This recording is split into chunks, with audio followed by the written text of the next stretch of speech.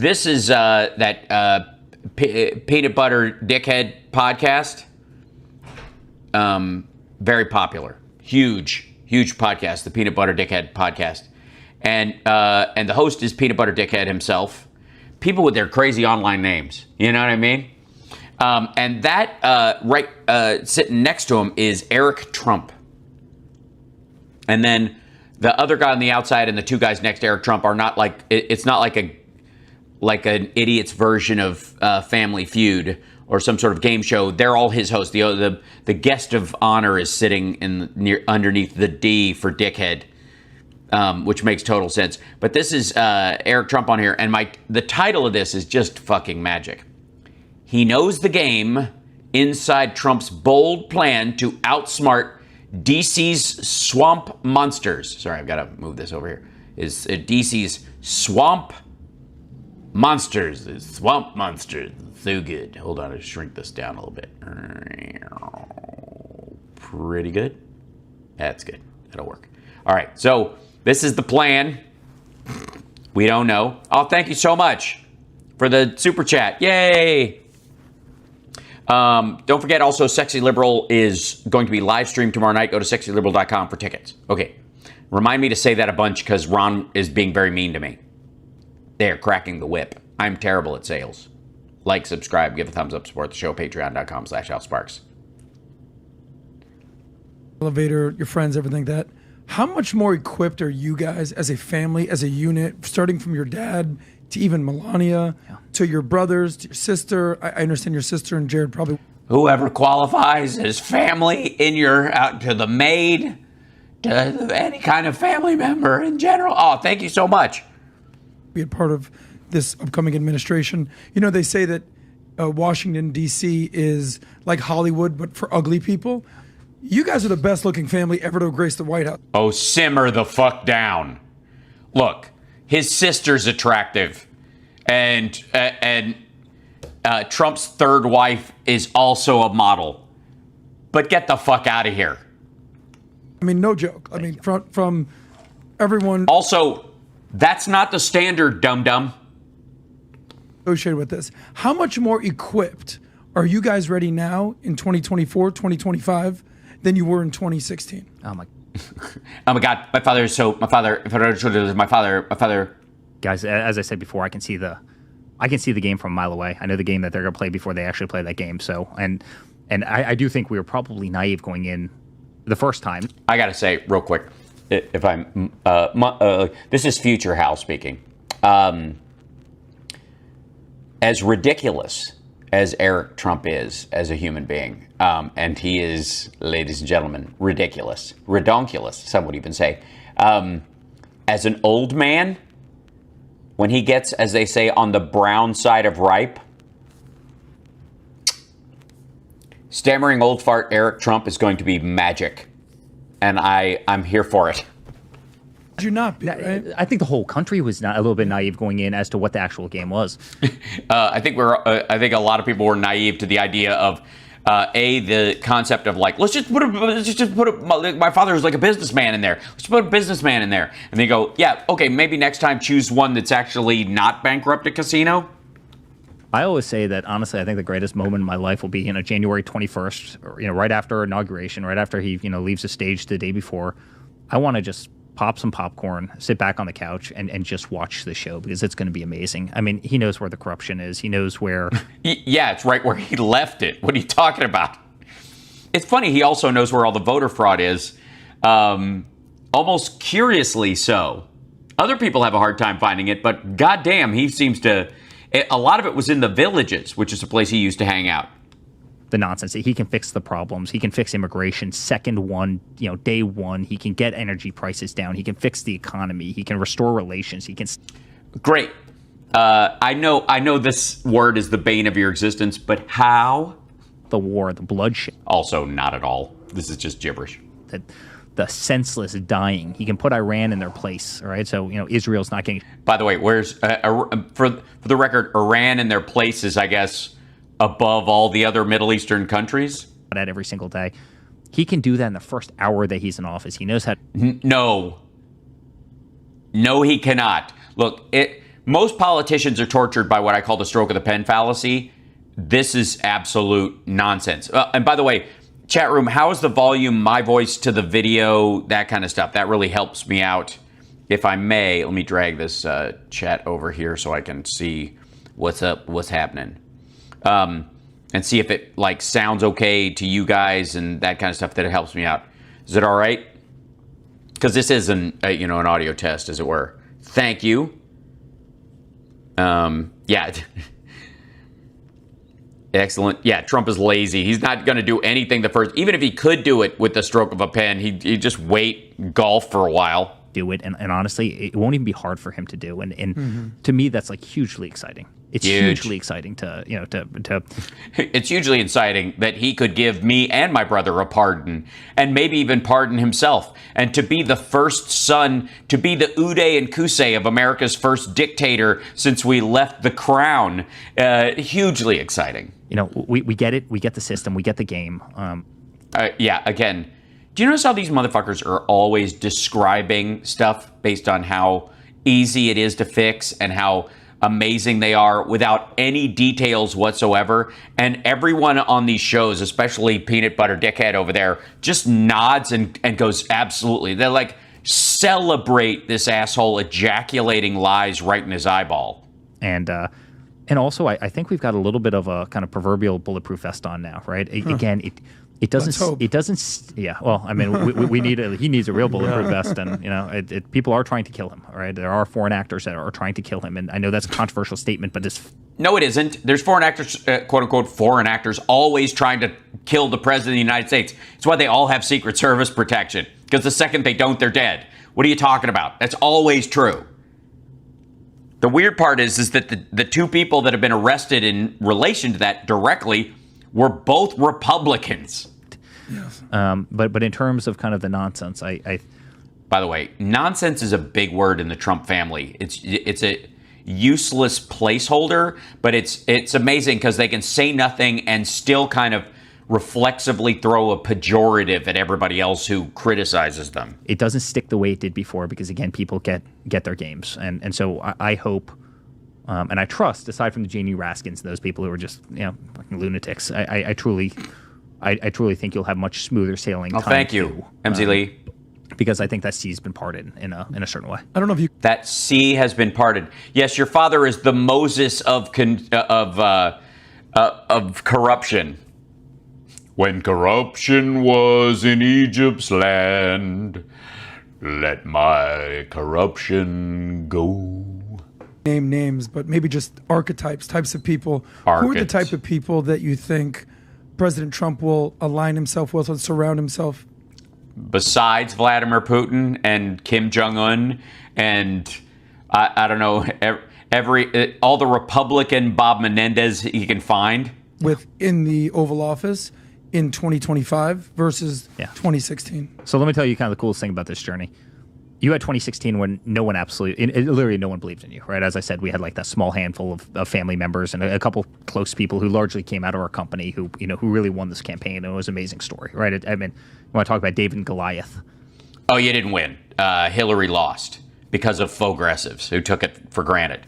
They handed the presidency and women's rights to these assholes in a fit of Susan Sarandon ego. He spent $1.5 billion. He put in 200 and. No. He had 3 other countries helping. Simmer. The whole campaign was like $300 million. It was like a 5-to-1 deficit in terms of, of direct spending. And then all of a sudden, all these American funds. People, as he did better and better, started kind of rushing in. Then obviously he's in the White House, and there's people that trickled out, and came in, and that's fine. All of a sudden, you get to kind of 2020. And you had those people that's... Yeah, it just happens. 4 years later, poof. With you 100%, and you had those people who kind of ran for the hills. You had people who jumped ship and went to different campaigns. You had, Oh, you mean the people that spent time with him after being naive about his intentions and his personality and his ethics and thought maybe he can't be this fucking awful, and then spent a little time with him and went, no, he's terrible. He's a terrible human being. And they left those people... like Rex Tillerson, like John Kelly, like good Lord. Great play. The great point is we're at a point where we've seen the filter work so many times. We saw. Yeah, it totally worked. The filter being, of course, them eventually, I guess, pulling the veil from their own eyes. There in the beginning and who was stable. We saw who was there during the, the administration, who did a phenomenal job, who really was principled and fought hard. We saw the people that kind of deserted during those years, that fell in with other campaigns that, Also, what do you mean? I guess he means Nikki Haley and DeSantis. Be endorsed other. And by the way, hey, fuckwad, none of that matters. And it's your dad's fault because it was his party to lose.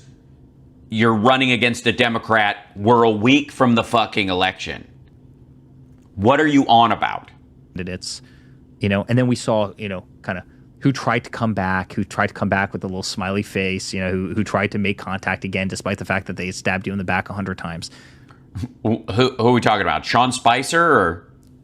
We know who these people are. We know the good ones. We know the bad ones. We know the competent ones. We know the, Hey, real quick. You've alluded to the ones that are incompetent and untrustworthy and disloyal. Who are the competent ones? That's, by the way, the competent ones. That's the question this guy is asking. Let's be honest. That guy wants to know, who are you thinking of? Who's Carter Page, PhD, this time around? Who's the George Papadopoulos of your current scheme to defraud the American people with lackeys? I'm serious. That's what this guy's asking. What this guy wants to do is make some news and have Eric Trump go, oh, this guy's going to be, Sebastian Gorka's back in and Navarro's going to be, none of them are getting a shot. None of them. They're all fucking losers and they were a pain in the ass. And they even the ones that were on his side and totally loyal, he was mad because they were incapable of pulling off Jan 6. Inept ones. And I think that's a great thing for him. In a certain way, it's like the greatest filter that you could have possibly had. What do you mean, fucking up the country for 4 years and you go, well, it couldn't have been me. Which I think makes the whole setting up the whole administration so much easier. And great. Starting with whom? Mind if I really quick? So I mean, we've seen what they have been doing from the beginning, from the. Oh yeah, they. I mean, talk about that, right? It's the them. You know what I mean? Them. They. Or that's what they always do. They always come in and they just them their way through you. To where we're at, to the assassination attempts, which. Yeah, same they. Absolutely. Consistent they throughout. Sure. I don't even want to get into the fact that, if it was incompetence or negligence, whatever. Well, how about across the board? I don't know, because fish stinks from the head and Trump picks his own detail based on loyalty and not competence? Crazy situation. In the documentary that we saw, what was it? The Man You Don't Know? You Don't Know, yeah. Your brother mentioned something that... That's what Eric's home movie about his own father is called. It hit me hard, and he said something. It was something about God and the spirituality level, especially in a moment like that, Eric. Because I don't. Yeah, that's it. You know what I mean? When you're like, phew, God saved me. Fuck the firefighter. There's nothing that's more Jesus-y than that. Anybody says, I'm a Christian, Tom's a Christian. We go to church. We go to the same church many times. That moment, especially that part where your dad never goes to church. Like never. Like fucking never. How is it that these assholes who are like, I go to church, we go to the same church together, we go to church all the time, we're churchy people, I'm practically at church. You know what I mean? I'm like 50% church. Like if I spit in a tube and mailed it off to 23andMe, I'd be 12.5%, 12.5, I'd be half church. And yet, I suck up to a guy who won't set foot in the fucking place like he actually is the Antichrist and he's worried his feet will catch fire as soon as they touch the stone. See that 3D shot where literally your father just goes like this and it grazes his head. What? How?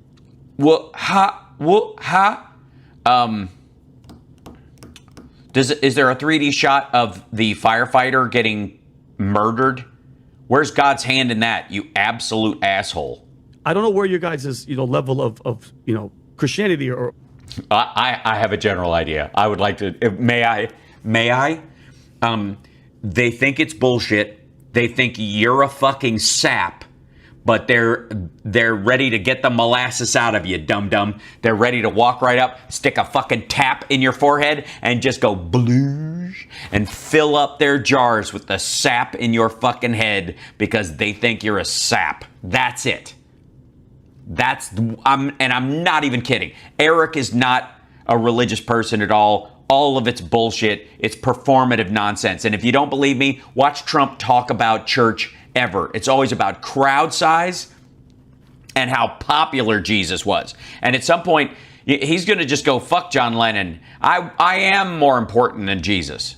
Prayer or spirituality. Did anything really change? Because when your brother your brother said something that hit me, and he was like, yeah, it kind of made me go, whoa, this is a whole different situation because they... Yeah, that's what most people's religious await. Whoa, like, this is a whole different thing.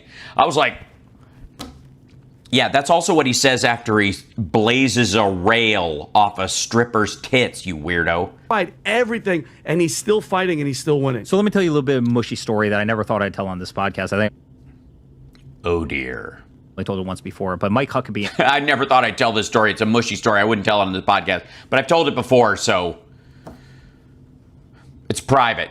I've only told it on one other podcast with the former governor of Arkansas. 2016 during the primaries. Obviously, he was running against my father. He comes off the stage. I'm backstage. I went to every one of the debates. And comes backstage, and he goes, I'm going to drop... All 6 of them or whatever? Race there. And my father walked up at the same time. He said the same thing to my father. I drop out of this race, and he goes, "I really believe that the spirit of God, God's hand, is on your father's shoulder." And I go, "Wow, that's beautiful." And I'm not sure if I really quite knew what it meant at the time. Most people don't know what Mike Huckabee is talking about ever. You go through this 10-year, guys, there are some dark days, right? I mean, there are dark days where they're oh my trying gosh, to get thank you you. for I mean, gifting the sub. I sat behind him or next to him in court every single day. Well, you had to. You had the diaper bag. During the sham indictments when they're trying to effectively, do a hostile takeover of our company. They're trying to cancel business licenses. We've never done anything, freaking wrong. Yeah, you never done anything freaking wrong. Did you tell that to Alan Weisselberg? Some of that stuff's pretty dark. Is it? Is it to be fined for business fraud? So dark. Dude, it's fucking evil. I don't even know how to... Man, it's so dark. Being fined for defrauding banks. It's the very work of Satan. It's so dark. You know what? Every single time there was kind of this miraculous... I don't want to necessarily call it light. I'm using that as a little bit of a metaphor, but... A little bit. Good God. You can't even do, stupid religious talking points correctly. Something changed, and he was always guided in the right direction, right? You could not have beat Hillary Clinton, probably the greatest political dynasty, that family. What are you talking about? Her husband was president. What are you talking? There is no dynasty. It was her and her husband. We're not talking about the fucking Kennedys. Again, the greatest political dynasty. Get the fuck out of here. With $300 million, not knowing what a delegate was going into, the state of, Iowa. Well, now because you faked a bunch. Have done it, and believe me, he was being guided. He absolutely was, and yes, by the RNC. I don't know, guys. You look at Corey. His wife tells the story. I'm not sure if you guys have heard this, but Corey's. Oh my fucking God. God is guiding Trump so he gets zinked in the ear. But Corey, who died, and this motherfucker, I would love to hear him pronounce the guy's last name, Comparator. I'd like to hear him try to pronounce it. Has told me several times, and my father, Corey, that day kept on saying to her, right, Donald Trump's going to bring me up on stage. Donald Trump is going to bring me up on stage. She's looking at him and saying, what are you talking about? Donald Trump's not going to bring you up on stage. There's 50,000. Donald Trump, by the way, did not bring him up on stage. People here. How is he going to bring you up on stage? I'm telling you, I can feel it in my soul. Donald Trump's going to bring me up on stage. And Corey, the fireman? The fireman who was killed. Oh, wow. And no, the other Corey Feldman, who was there. Yeah, the ghost of Corey Haim, who was present at the time. Corey Hart was in the back. You couldn't see him because he wears his sunglasses at night, so it was daytime, so you don't recognize him. Corey's the fireman. Corey the fireman. His name is Comparator. Learn his fucking name, you... Oh, God.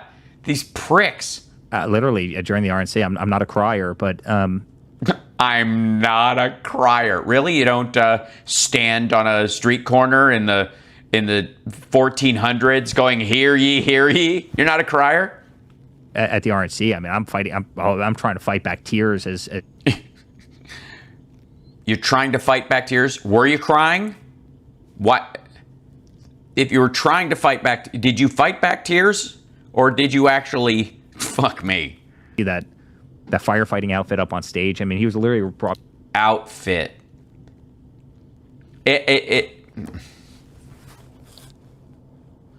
Outfit.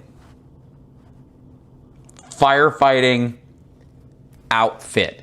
Listen to this motherfucker. It's a uniform, and it's his protective gear. It's not an outfit. He doesn't have 7 of them, and he's got like a fucking Fisher-Price man where he reaches into his closet and goes, do I wear the short pants fireman outfit, or do I wear the like action figure fireman tight pants version? Outfit. Fuck you. On that stage, and the fact that he was so emphatic with his wife about this whole story, the fact that the big American flag folded over and turned into a perfect angel above his head. Oh my goodness! I mean, yeah. No, it did not. It was an imperfect angel. As a matter of fact, the king of the imperfect angels. That's a shot right there with he's going to bring me.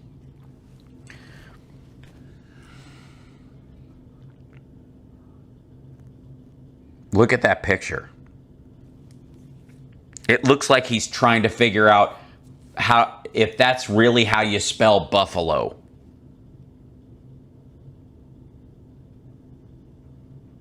Corey Comparator's name is on the fucking jacket. Trump in this moment looks like he's looking at the jacket and going, is his real name Buffalo Comparator? What an ass. Oh, these people are so awful. They're just awful. On the stage. He's going to bring me on the stage. I mean, there was no bigger stage in the world than this.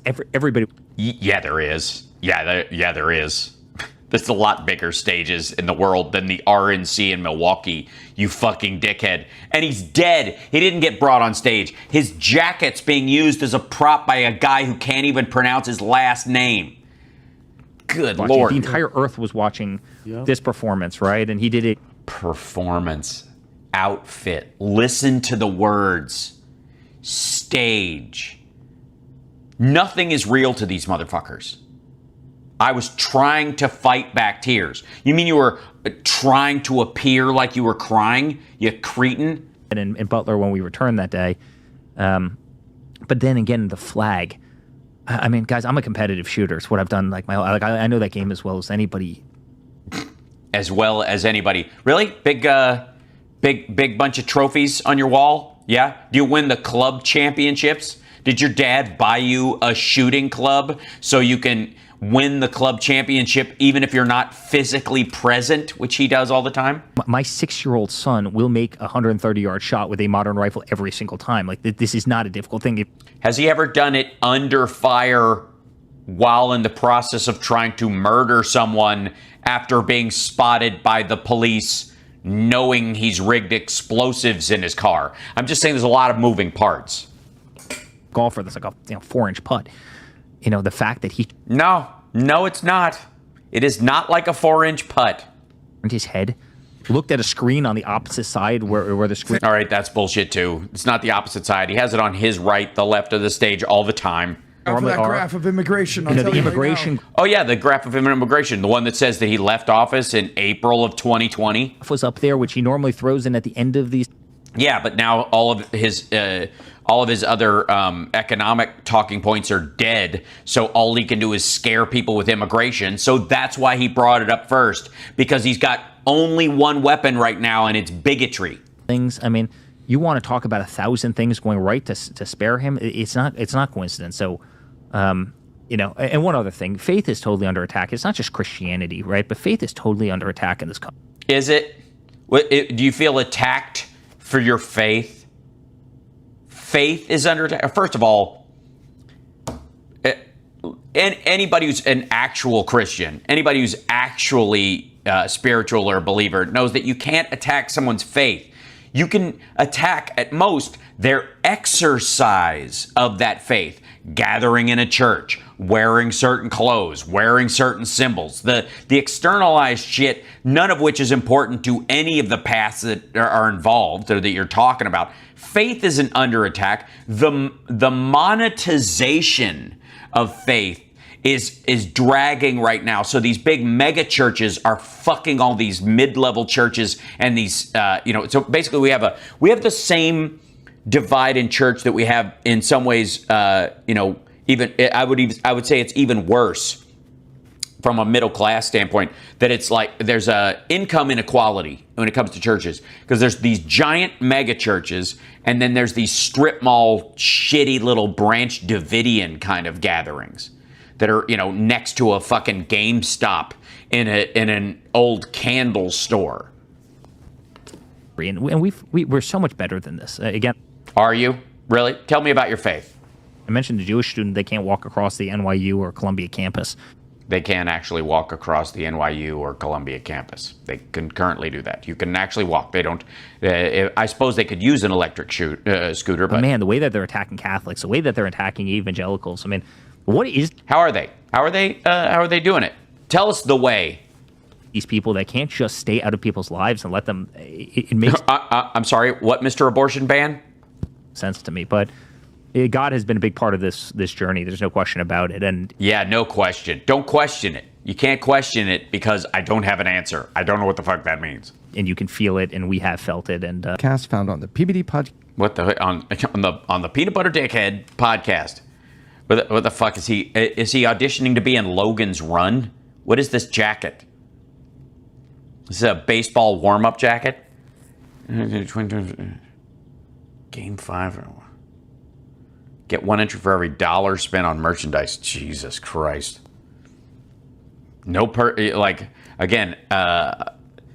Some purchase necessary, I guess. Good Lord.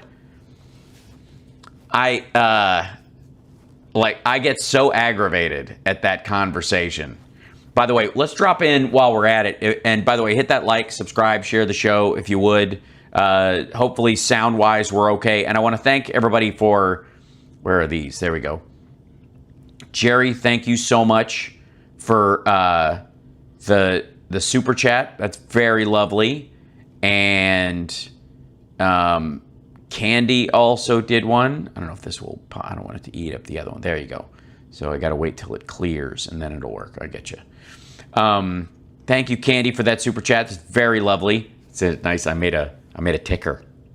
And Utah Raptor, thanks very much. That was very sweet.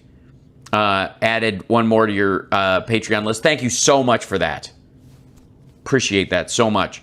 And MZ Lee says they voted last Sunday. Thank you. Happy belated birthday. I appreciate that. That is, if you want to get me a perfect gift, that would be the thing. That would be great. I really appreciate that. Sean, thank you straight up for that. That's very nice.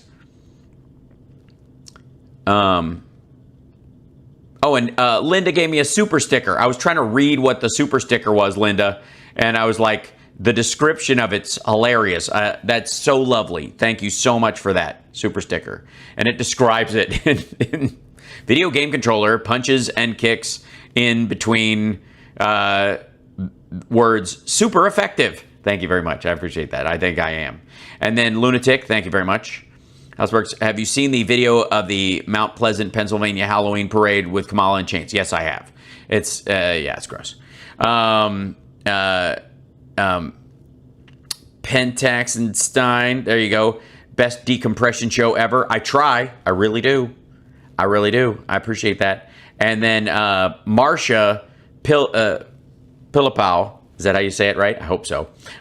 Sent me a super sticker of a mustache, of a purple mustache. So thank you so much for that.